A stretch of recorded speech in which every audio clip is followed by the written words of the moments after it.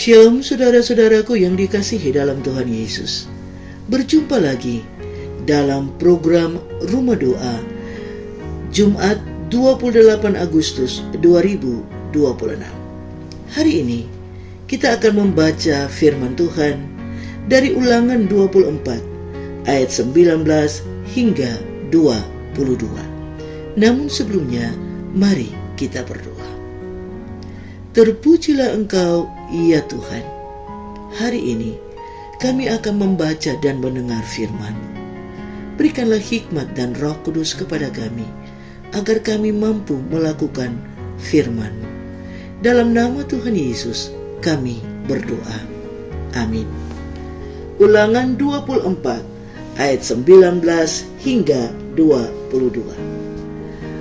Apabila engkau menuai di ladangmu, lalu terlupa seberkas di ladang, maka janganlah engkau kembali untuk mengambilnya. Itulah bagian orang asing, anak yatim dan janda, supaya Tuhan Allahmu memberkati engkau dalam segala pekerjaanmu. Apabila engkau memetik pohon zaitunmu, jangan memukul-mukulnya. Janganlah engkau memeriksa dahan-dahannya sekali lagi. Itulah bagian orang asing, anak yatim dan janda. Apabila engkau mengumpulkan hasil kebun anggurmu, janganlah engkau mengadakan petikan sekali lagi. Itulah bagian orang asing, anak yatim dan janda. Haruslah kau ingat bahwa engkau pun dahulu budak di tanah Mesir. Itulah sebabnya Aku memerintahkan engkau melakukan hal ini. Sahabat Rumah Doa yang dikasihi Tuhan, dalam hidup ini ada orang yang ingin memiliki lebih dari yang dibutuhkan. Sementara di tempat lain ada keluarga yang harus berpikir keras untuk mendapatkan makanan bagi anak-anaknya. Ada orang yang memiliki banyak kesempatan, sementara yang lain harus berjuang hanya untuk mendapatkan kesempatan yang sederhana. Kehidupan memang tidak selalu berjalan dengan keadaan yang sama bagi setiap orang. Namun, Tuhan tidak menghendaki mereka yang memiliki lebih menutup mata terhadap mereka yang berkekurangan. Dalam Ulangan 24 ayat 19 hingga 22, Tuhan memberikan perintah kepada bangsa Israel ketika mereka menuai gandum, memetik buah zaitun, atau mengumpulkan hasil kebun anggur. Mereka tidak boleh mengambil semuanya sampai habis. Sebagian harus ditinggalkan bagi orang asing, anak yatim dan janda. Dengan demikian, mereka yang tidak memiliki tanah atau hasil panen sendiri tetap memiliki kesempatan untuk memperoleh makanan. Perintah ini menunjukkan bahwa keadilan menurut Tuhan bukan sekedar membagi sesuatu secara sama rata, tetapi memastikan bahwa mereka yang lemah dan berkekurangan tidak dilupakan. Tuhan mengajar umatnya untuk menyisakan ruang bagi orang lain untuk hidup dan menikmati berkat.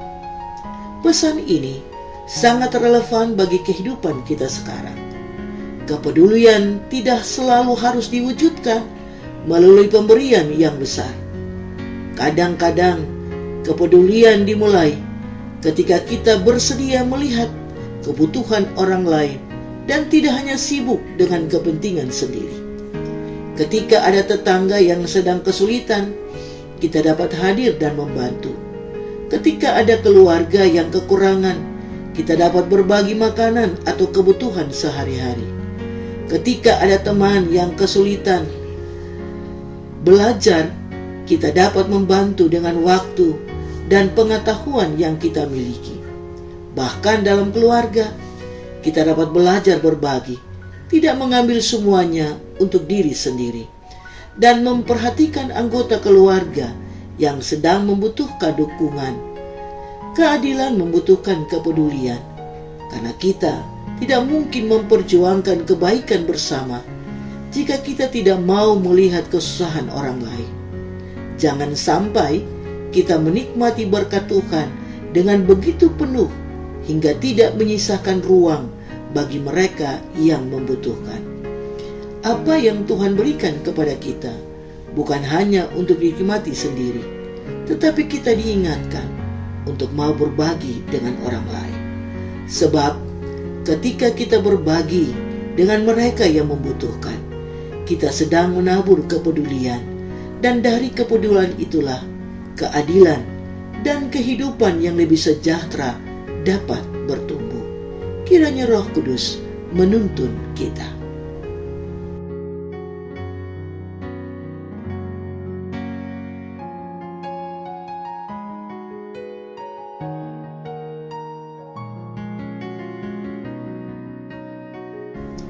Mari kita berdoa. Tuhan, terima kasih untuk setiap berkat yang Engkau berikan, dan ajarkanlah kami untuk tidak menutup mata terhadap kebutuhan sesama. Mampukan kami memiliki hati yang peduli dan rela berbagi waktu, tenaga, perhatian, serta berkat yang kami miliki. Jadikanlah keluarga kami saluran kasih-Mu yang menghadirkan keadilan bagi mereka yang membutuhkan. Amin.